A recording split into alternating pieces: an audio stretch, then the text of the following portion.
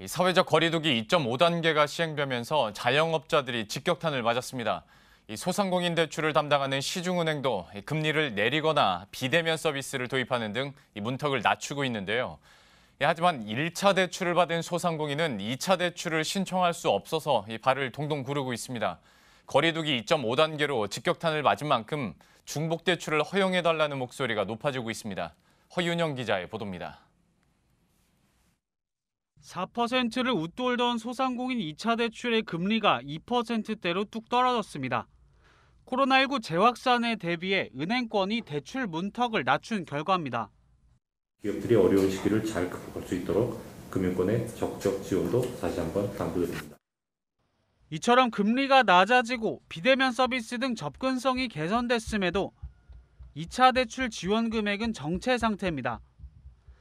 2차 대출 시행 첫 한 달 동안 지원 금액은 4천억 원이 넘었지만 이후에는 증가 속도가 눈에 띄게 둔화됐습니다. 현재까지 지원 실적은 6,220억 원으로 소진율이 6%에 그치고 있습니다.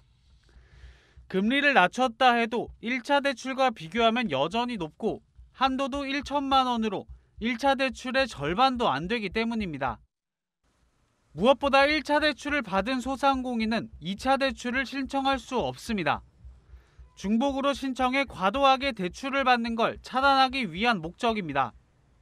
하지만 거리두기 2.5단계로 자영업자가 직격탄을 맞은 상황. 코로나19 재확산으로 인한 충격이 현실화되면서 중복 대출을 허용해달라는 목소리가 나오고 있는 이유입니다. 금융당국도 코로나19 재확산 추이를 살피며 중복 대출 허용 여부를 검토 중인 것으로 알려졌습니다. 문제는 대출 증가세가 여전히 가파르다는 점입니다.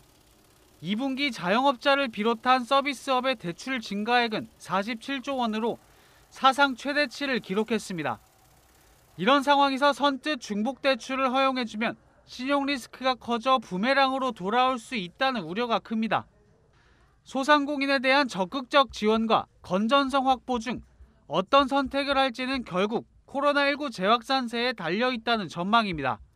머니투데이 방송 허윤영입니다.